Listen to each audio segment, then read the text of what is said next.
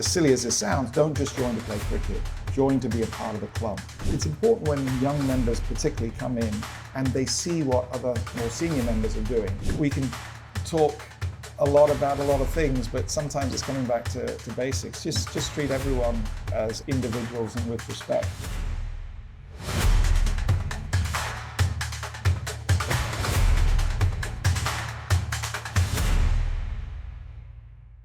David Jones is an exceptional operator. As general manager of the Singapore Cricket Club, he's helped to build something that many community sports clubs are desperate for, but too few have: a genuine sense of community, where people don't just turn up and play, but they stay, they connect, they contribute, and they give back. But as life becomes faster, more digital, more fragmented, and more transactional, that kind of culture is getting harder and harder to build. In this conversation, we get honest about the why. We unpack broken systems, a lack of time, and constant operational pressure that's quietly stripping clubs of the very thing that makes them special: kindness, belonging, and general human connection. This one's raw, it's uncomfortable, and it will probably make a lot of club leaders think differently about the environment they're creating this year. I'm Scott McKechnie, and this is the ultimate playbook.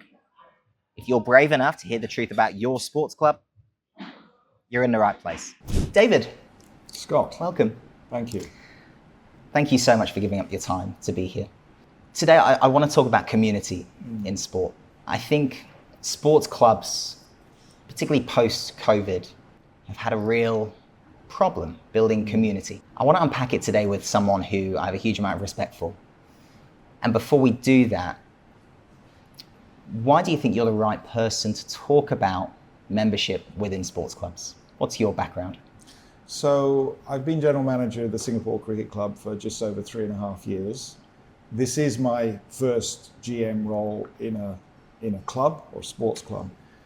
But prior to that, in short, I've been a part of clubs all my life. I was effectively born into a club in Hong Kong, Kowloon Cricket Club, which I know you're familiar with, because my father was a sportsman. So for me, it was very natural, and everywhere I've been part of a sports club in that community. So from that perspective, I guess I see it from a member's side as well as from a management side. So yes, I guess I feel in a fairly good place to give, and obviously these will be just my opinions, but yeah, basically that's my background. When we talk about community within a sports club, how would you define it? What is it? It's not an easy one to just sort of summarize, but I think when you see communities, it's more than just a sport. When I was convener of the cricket section here, I always used to say to people considering joining, I said, join, as much as silly as this sounds, don't just join to play cricket, join to be a part of the club. Try and make it a part of your social life, and we all have different amounts of time that we have available, but that's where you get the most out of the sport, of the club, sorry. So the sport or the sports that you play is the core that you base things around, but the community is when you build friendships, you build connections, you have a happy place that you feel comfortable. I think, of course, different people join sports clubs for different reasons, and we'll really go into the weeds of that today. But we speak to thousands of sports clubs, some of whom have been able to create a very positive membership environment, an environment where members show up to the club and they want to give back to the club. And we also speak to a lot of clubs where it's a very different reality. It's very much a what can the club do to serve me kind of approach. Why do you think some clubs have been able to build such a strong, cohesive environment? And why are some clubs, through your lens, struggling to have people volunteer time and show up for the club in the club's time of need? What are the core factors that differentiates those two types of members? I think firstly, there's no easy answer. There's no shortcut solution. It's the clubs that are successful, I think in general, have built that culture in most cases over a long period of time.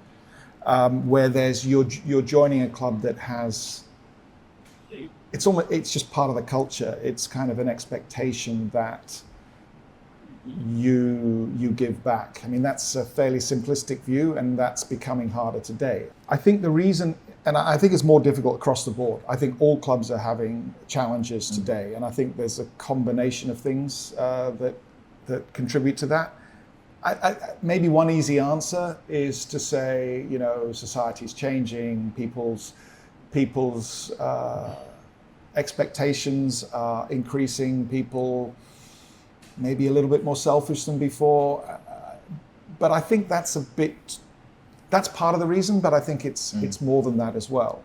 I think it is also maybe people, when they join a club, not fully understanding what the club's about. And what I mean by that is a club like this, SCC, there's not many clubs around in, say, Europe or Australia or even the US that in my opinion, that are real sports and social clubs. You get a lot of them in Asia. The point I'm trying to make is that somebody who's not been a part of this club, a club like this before, may not fully understand what it's about. So the initial reaction, I'm joining to play tennis, I'm joining to play cricket. That's what you're focusing on. What are the facilities like? What do I get for my subscription fee? What do I get for my membership joining fee?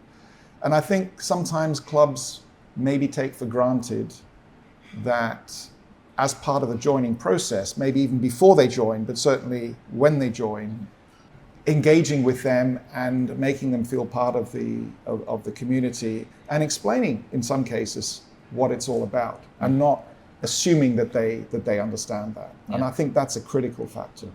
We're aligned. And I spoke to the brilliant head of Marcom, Trina, here this morning, actually, when we first showed up to set up the space, about the importance of managing people's expectations. And I think it's an area of joining any sports club, particularly the bigger ones, which is so critical and so often missed. Yes, you want to play sport at this club. Okay, well, let us first share with you all of our expectations as a club as to what we will require from you as a member. And your monthly fee is the last thing that we discuss. We will need you to show up and volunteer and to support the youth program and to turn up to AGMs to vote on critical items that are going to change the course of the future for this club. We need you to turn up to social events, and we need you to commit to food and beverage spend so that we can continue to operate the outlets and support these members of staff. Now, does that sound like a lifestyle that you'd like to be a part of? And if so, let's go to the next stage. But when that bit is missed, I can very much understand why members join the club, or any club, maybe less clear on those expectations, which is then laying a foundation for instability. Would you agree? Yes, absolutely. To be fair to people, though, that if you don't spend the time to sort of engage with them on that, it's maybe unreasonable to just expect them to know what you're talking about. And I think, when you were sort of just explaining your thoughts there, it just made me think there's so much involved in a club that people sometimes take for granted. Just a club like this, again, the cost of maintaining the facilities in a club like this, that in itself is one reason that people have to pay subscriptions. But then what do you get back from it? And it kind of ties into what I said earlier. If you're going to join a club, what you get out of it is, yes, playing the sport or sports that you love, but spending money on F&B, because our F&B, and in most clubs, are subsidized. Therefore, they're a lot more cost effective than eating and drinking outside. And it's very obvious to some, but sometimes you need to really be explicit about that and kind of bring people on board, as you said, maybe even in the process of joining the club before they're actually a member, so that it's very explicit. And ask them, does that sound like something that you want to be a part of, rather than just assume that they do. So as we know, in the world of business and corporate, and obviously I'm building my own business right now, and in the early stages of our business, we wanted to speak to everybody. We wanted everybody to use our product or our service. But actually realized that when those people weren't properly qualified in terms of what is your problem? How much is it hurting you? And are we the right partner to be able to help and support you through that problem, yes or no? We spent so much time speaking to the wrong people. And whether they came on board and expectations were mismanaged, or whether they didn't come on board, I dread to think what we could have done with that time and resource had we known what we know now then. And whether it's business and corporate or whether it's sports clubs, I think that qualification process sustains. You're a good athlete, fantastic. We are already together clear of the value you're going to add on that side of the white line. But when that qualification part doesn't happen regarding everything else, I think there's an argument to say that it's setting everybody up for failure. The member expectations are mismanaged and the club doesn't get what it needs from the membership in order to sustain. So what can a sports club do to get ahead of that problem? Is it a simple case of more communication? I mean, definitely yes. But I think there's more to it than that. I think it's important that you have sort of also role models in the club. Like, let's say you're coming to join the cricket section.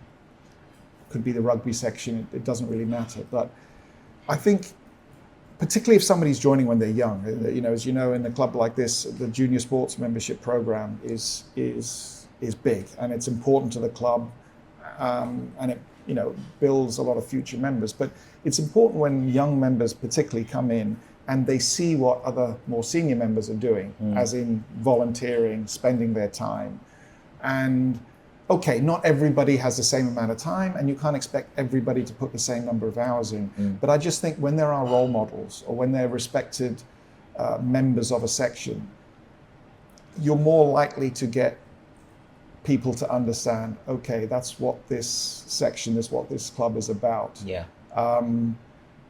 And most of the time, I think that we're quite fortunate that we have those sort of members, but that's not always the case. And there may be sort of dips where somebody leaves or a few people leave, somebody's not taking up the mantle. A lot of effort needs to go into that to find the right people to really be those sort of role models for others to sort of look up to, and to understand that that's really also part of what being a member of this club is about. On the spectrum of things that a sports club delivers or must be thinking about, performance, fiscal, and everything in between, how important is community on that metric? Around everything operational, where does community sit? Oh, I think at the top. I really do. And that's not just saying something lightly, but and obviously I have a certain bias towards Singapore Cricket Club, but I meet so many people who have been to so many other clubs, and I always get a sense of pride when they compare us to other clubs. And I'm obviously not going to mention names here, but all over the world, and not just in Singapore, but they see that sense of community here. And that sense of community is even, it's the relationships that members have with members of staff, that it's authentic, it's there. People can see it. People who are new to the club see it with their own eyes.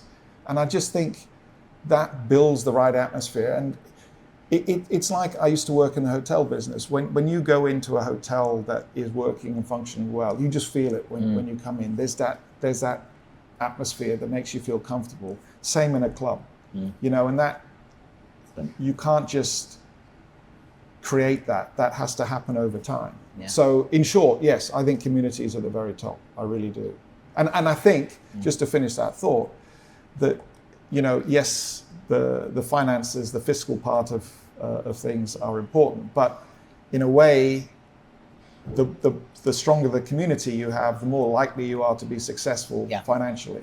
It all flows downstream. rather than the other way around. Members spend more time here. Yeah. They spend more money here Yeah. to purchase F&B, or they're prouder of the community they're a part of, so they buy that polo shirt or that piece of merchandise from downstairs. And perhaps more importantly, because they are fans and evangelists of the club, they go out into their network of good people and say, you've got to join this club. Now it's all flowing downstream. And fiscally, I would agree, to an extent from there. A lot of it, to an extent, sorts itself. Are clubs today forgetting the role of community? I think perhaps in some cases. I think rather than forget, they take for granted that in some cases maybe the sense of community might not have been there in the first place, but in some cases it may have sort of taken a dip over time. And there are certain basic factors, if you think about it. You know, members change over time. So you're gonna, you know, people leave, people come in. And a lot of people who joined, for example, some of the bigger clubs in Asia 20, 30 years ago, whether it was in Hong Kong or Singapore or KL, the environment there was very different in those days. There perhaps were fewer options for things, for people to find things to do. So the club was very much a part of their community early on. But over time, the newer members that come in, they have so many options. And when you say forgetting, and maybe, yes, maybe clubs are forgetting that their members, when they join, as much as we expect them to contribute, they have other options around Singapore. And we may all think our clubs are fantastic, but we must kind of engage with them at the same time and understand why maybe they're not using the club as much as we would like them to. So yeah, I suppose clubs are forgetting a little bit in that sense. When I was operating in the sphere of sports clubs, that there was kind of one gauge for me that I felt told me most of what I needed to know. And it was my pool of volunteer resources. How many people, as a percentage basis of our available people, putting their hand up to help? How many people want to give up time could otherwise be spent working on their business or with their families to contribute positively into the program that we are developing? And it feels inherently, almost on a global scale, like volunteer resource available is on the decline.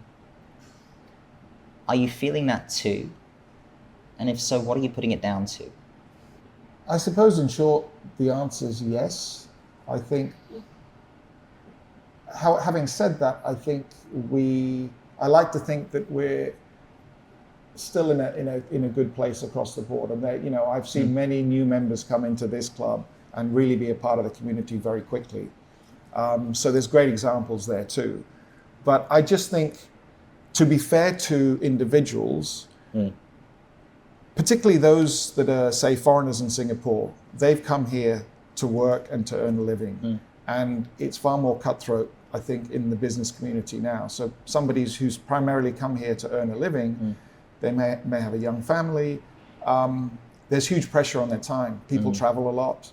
So on the one hand, we can say, yes, why aren't you volunteering more? But I think it's only fair to recognize the people's challenges that they have in their lives. And accept maybe that there will always be some people who just, you want them to be a part of your club, but you have to accept maybe they don't have the capacity to put as much time in as others. I think as long as you have enough people who are forming that core of the volunteer base, then you're in pretty good in a pretty good place. But I think equally the club, from a club management leadership perspective, it's also recognizing those individuals who continually volunteer. And in every club there are some people who go way above and beyond. And it's making sure that we don't take them for granted, because without those individuals, it becomes a real struggle. I suppose to round this up, 'cause I want to move very quickly onto some really practical components that sports clubs can take away to help build stronger communities within their ecosystem. But just in summary, and I think you've discussed it brilliantly and so fairly, But I think a lot of clubs still struggle today to understand just how much they can or should expect from their members.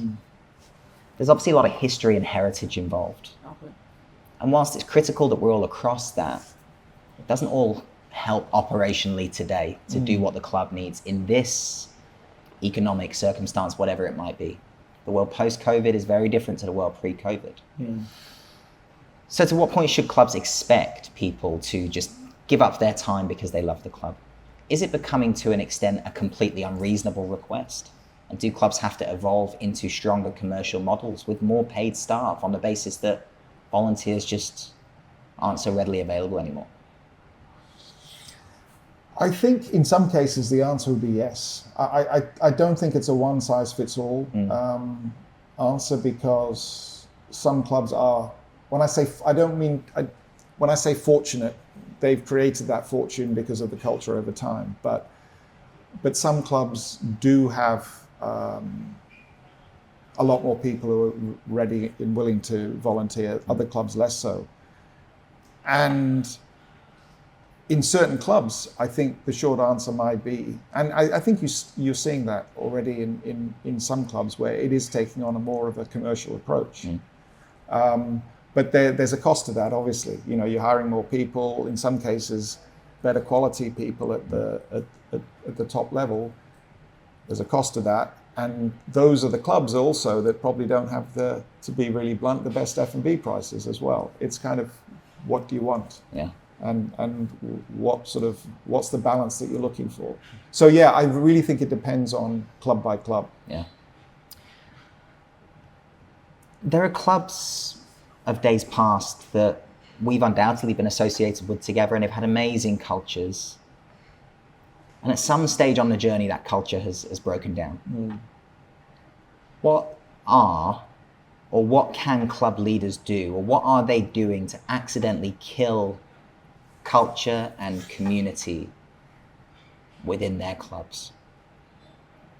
As a club that's doing it well, what could this club do to get its members offside and break up the community? What are clubs doing wrong?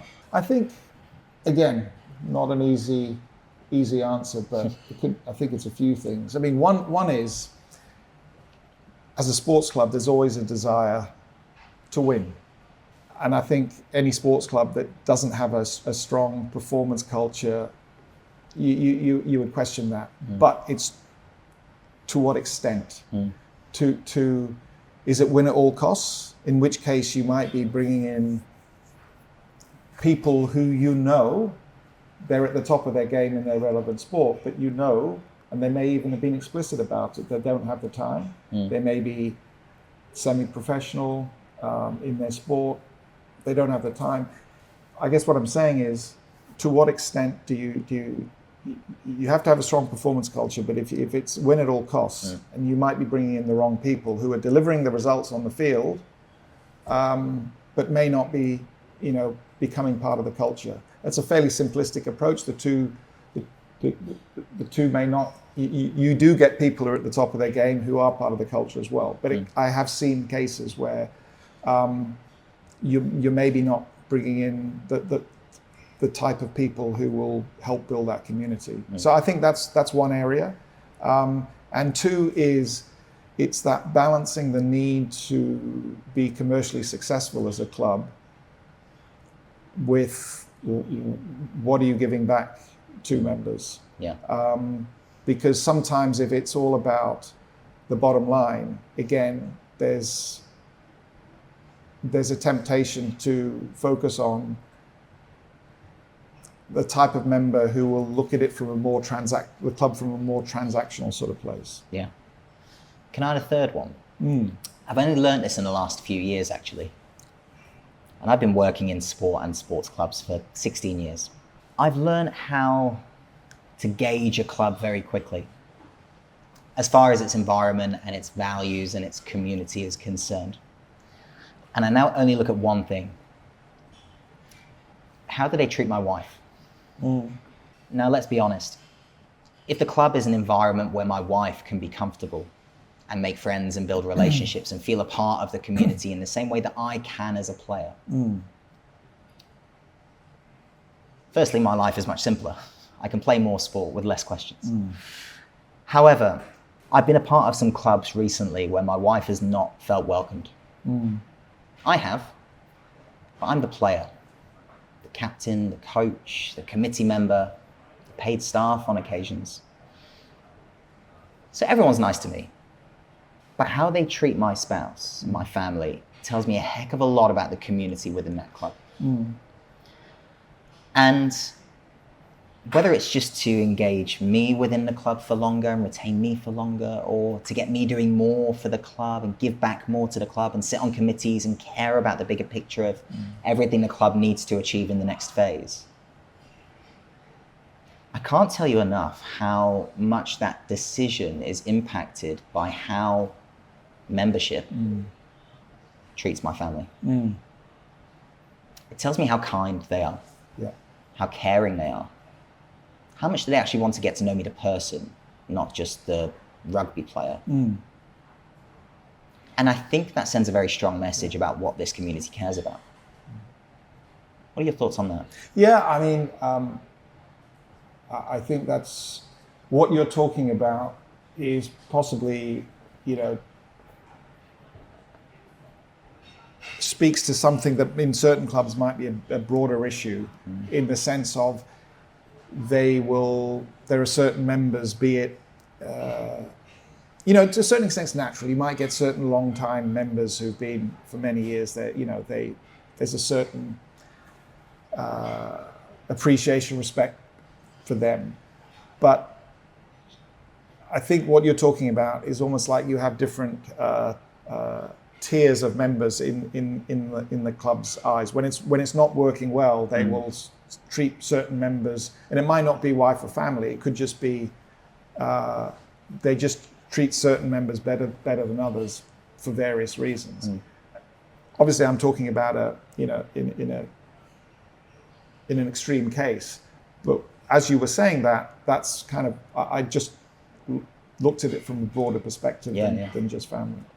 But yeah, I mean, if I was in your shoes or a member's shoes, and no matter how nice I was treated, but I knew that my wife and family weren't being treated well, it wouldn't sit well. And I don't think it would with anybody. Yeah. It's harder. I say to my wife, I'm going to go to the club tonight to catch up with my friends. Well, it's an easier yes if my wife loves the environment.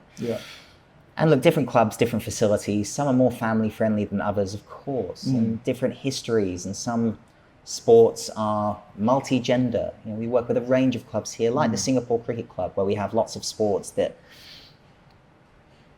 very much welcome and engage both men and women in the same space really positively. Some clubs historically have been all boys clubs or all girls clubs, and they're still going through that transition process of engaging different types of people within the sport. But it just speaks to me about kindness. And I think as you get a little bit further along in life, and I'm certainly there now with a daughter and a wife and a fantastic life here, above all else, what I'm looking for in people is kindness. And I feel certainly through the pandemic, when everyone was a wee bit on eggshells, us included, I think it was forgotten at times. People forgot to be kind. And the advent of internet and technology, and everybody's a keyboard warrior, I think we've forgotten to be kind. And I think if I was a sports club administrator watching this and I wanted to take one thing away, I think the audit I would be doing on my sports club, so I would be kind enough to people. That goes beyond the membership. In fact, I'd argue that it's more important for it to go beyond the membership than within the membership, or equally at least. Because if I support that member's spouse or child or extended family member, indirectly that's supporting the member in a way that they would not be supported elsewhere. That's a value add to membership, surely. No, I completely agree. Kindness, yes. Sometimes we can talk a lot about a lot of things, but sometimes it's coming back to basics. Just treat everyone as individuals and with respect. When you break it down, sometimes it's not complicated. And it's interactions from staff member to staff member to member to member of staff. It's all within that. And I think it's just all part of creating the right culture. So that, people are, there's a basic kindness there that you want to help. And And it just made me think about, being kindness and, a good example that I think this club has had over the years and still has is when you get sometimes younger members who join the club and they finish their schools, university, looking for jobs. And when a club's working really well, you get older members making introductions, helping to build a network, helping them, to find their way in the workforce. I mean, that's something that I've seen happen here many a time, and a lot of times it's just members treating younger members, just being kind and nice to them, and they probably earned that in a sense, but still, it's just so heartening to see examples of that versus the maybe not such good examples we sometimes see. Yeah. I do think, without going down a dark alley here away from sport, I do think there is a kindness problem in the world at the moment. But the funny thing is, it kind of closes the loop on where this entire discussion started, I think. Because when I think of how I would define kindness, it's giving without expecting anything in return. If I can give more than I'm asking back for in return, I think fundamentally I'm being a kind person. And where this discussion started was new members joining with the first question of what can the club do for me, and not what can I do for the club. There's an argument today that's a kindness conversation. But if we can build a community within a sports club that is kind above all else, and that becomes our DNA, when that new member joins this ecosystem, theoretically, they become a part of the fabric.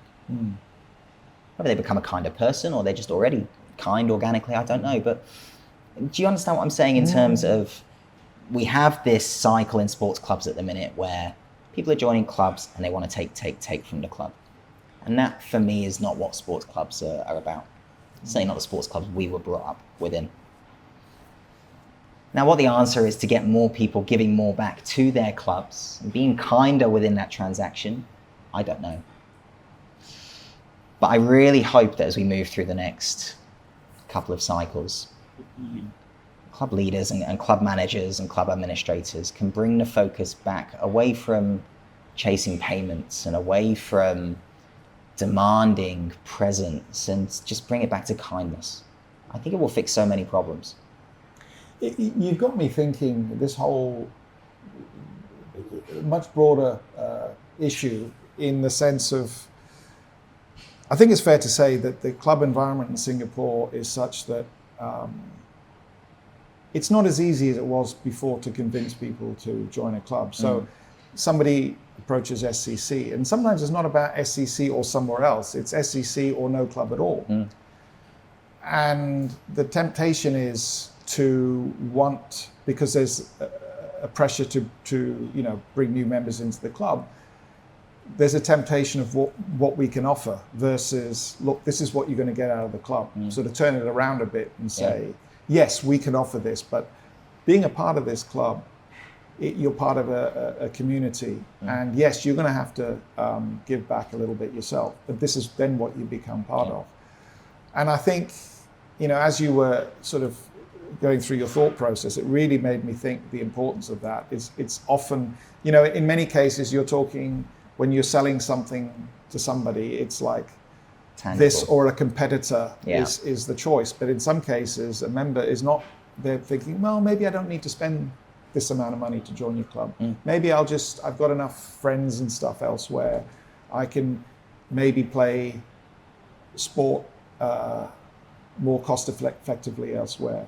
So yeah, I think it talks to a bigger question of really engaging people before they even join. Yeah. As we move towards the end of this discussion, I really want to make sure that we covered off practically some things that a club could be doing today to build a stronger community for tomorrow. I think we've almost accidentally just started that. I think repositioning focus on kindness is a great place to begin. In every club there's problems, operationally, fiscally, or otherwise. When they become a distraction from fundamentally being kind to one another, we have a much bigger problem, through my lens. one that will take a huge amount more time to fix. So let's say club administrators reposition focus on kindness this year. How can I give back more to my members? Not in terms of things that cost money. A phone call before a game on a Saturday. Mate, just want to say good luck tomorrow. Play well. I'll be watching from afar. 5-second voice note, WhatsApp. Copy and paste it, why not? But I think those above and beyond interactions will go some way to helping clubs improve the state of their communities this year. But what else can they be doing? From your experience within clubs, Jonesy, what stuff has this club done that you felt has brought the community together in a really positive way? I mean, one very practical thing, but again, it requires effort, but is organising club social events. Where you're trying to bring members from different sports, or members who maybe not sports people together, and it just could be like an Oktoberfest event. The Formula One, we're fortunate to have a location in the middle of the track. That's always a way to bring people together. That's obviously on a bigger scale, but sometimes it's just organising a wine tasting event, and it could be a way, nothing to do with sport, but just making the effort to let people know what's going on in the club, social events, and get people across sort of different areas to sort of come together.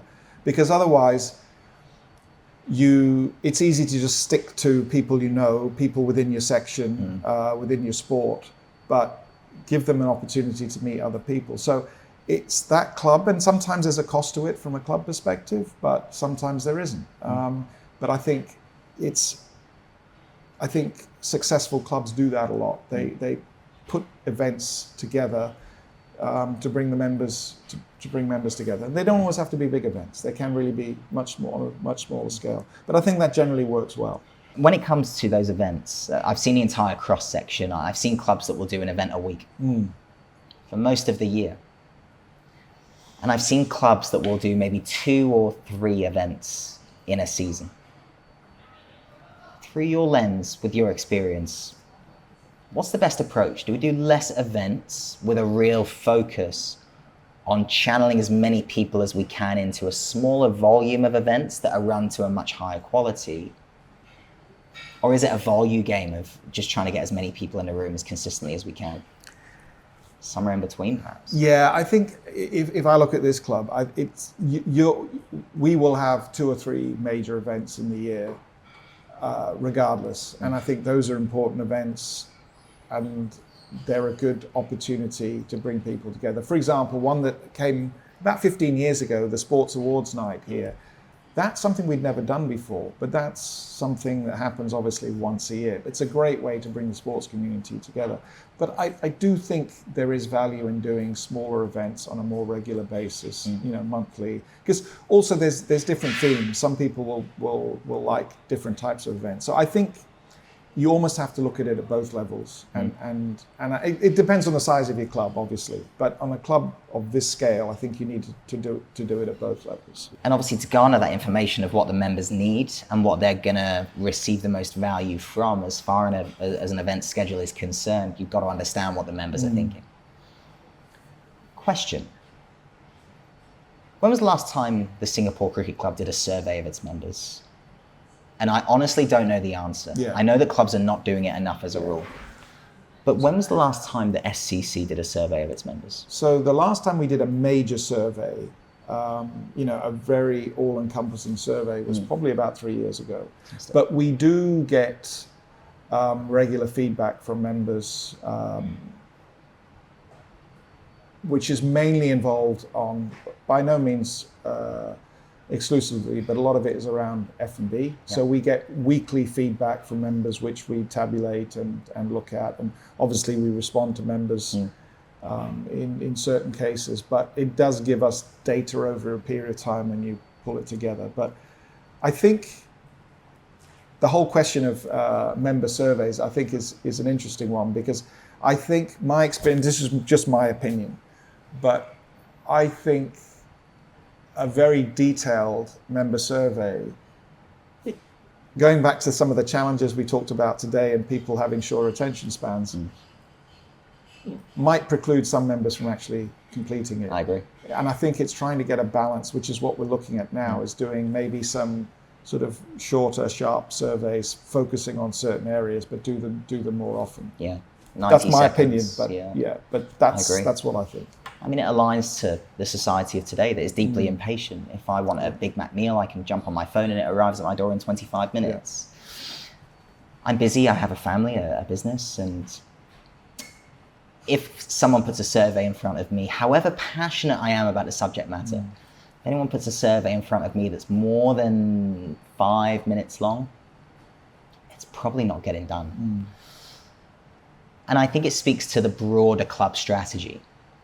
What I'm hoping we can take clubs on a journey with this year is getting more organized, becoming more efficient, and having slightly longer term plans about what we're going to do and when we're going to do it to ensure the club has everything it needs 12 months from now to move through the next stage of growth.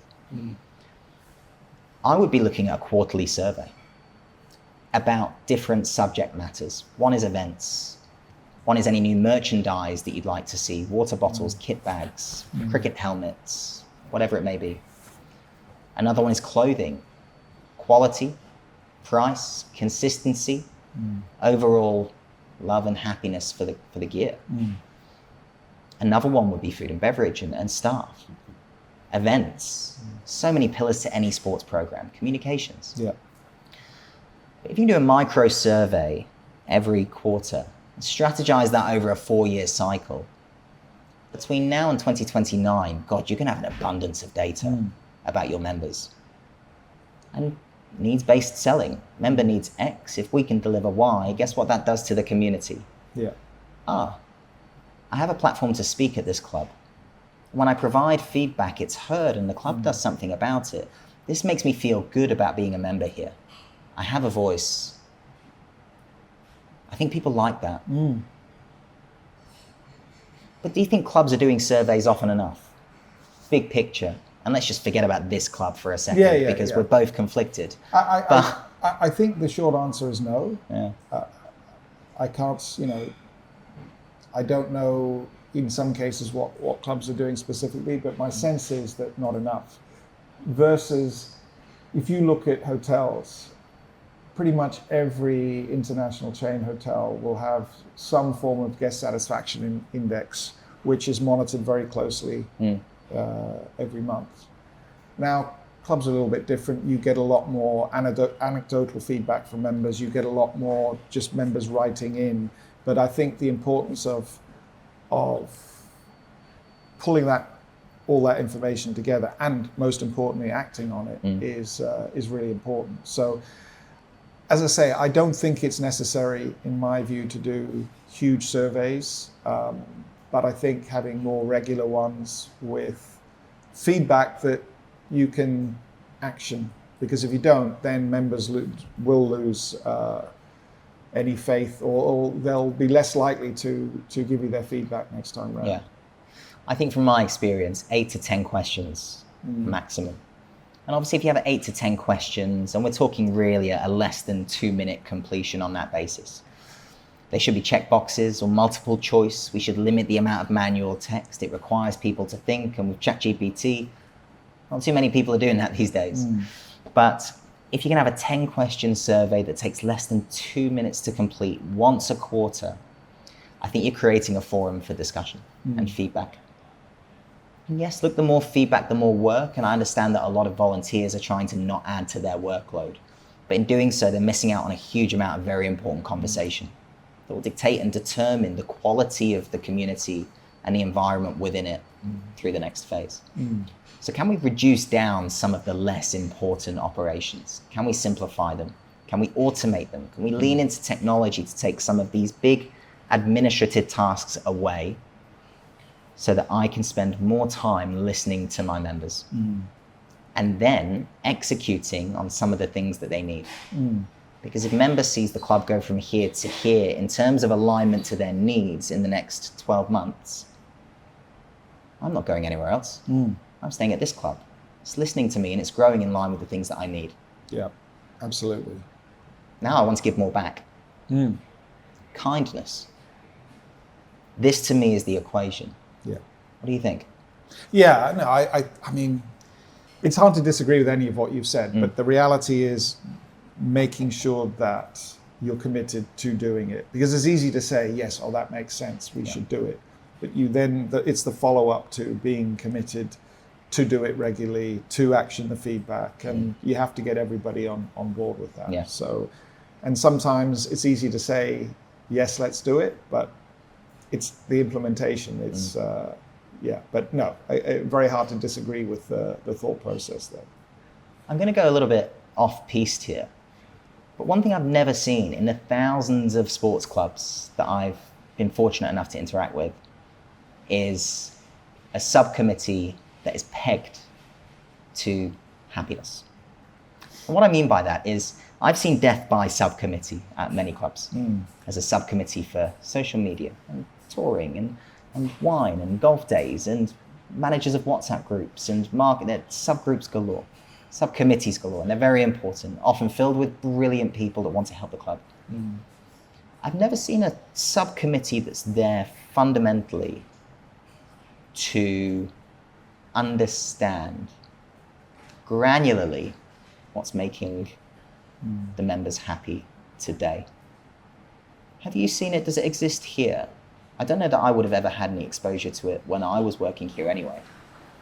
But of all the nonsense subcommittees that I've seen in my time, one that I think would be quite powerful is a subcommittee of people who are fundamentally responsible for putting together those surveys, speaking on the ground to the members over a beer, a wine, a coffee, whatever, and just garnering feedback that can then be presented to leadership for execution. I mean, in short, no, there isn't such a subcommittee that exists. But the question for clubs to consider is who should be doing that? Should it be subcommittees or should it be part of management? Because it's the DNA. And there's no short answer, right? A lot will depend on the club culture. Some are very, committees have a much bigger role. In some clubs, it's very much management does that. I would just say that whoever is involved in that needs to be able to execute, in the sense that at many clubs, the committee's role really is more for governance than anything else, right, which I think is important. But I think when it works best is you have a strong management team that can execute and follow up, because only then will whatever you're looking to do be successful. So yeah, I just think the two need to, however you want to do it, the two need to be tied together. Yeah. Otherwise, it's just a bunch of noise, right? Yes. Fantastic. Jonesy, I'm so grateful for your time today. We're sat in a club that I care deeply about, and I know your tenure, very sadly, is coming to its organic conclusion. But before we close out today, for 3 years I worked at this club, at the Singapore Cricket Club, and they were 3 incredible years. And through that period, we engaged together through cricket. You were not the general manager at the time, and we came together as peers, really, within cricket at the club. All the things that we've discussed today, kindness and giving back more than you ask for in return, support, and getting to know me beyond cricket, my wife, my daughter, I know Tracy. Everything we've discussed today, you delivered and demonstrated for me and my family. So beyond today, thank you, Jonesy. I appreciate you, I respect you. I'm so glad the club had the opportunity for you to be at the helm for this period. And I hope there's some club leaders watching today that have maybe taken away one thing that they can go away and implement. But kindness, surveys, and listening and executing, I think we'll get a lot of clubs a long way this year. Thank you, mate. My pleasure, Scott, and wish you all the best and look forward to seeing the outputs of, I think it's something very valuable that you're doing for clubs. Thanks, mate.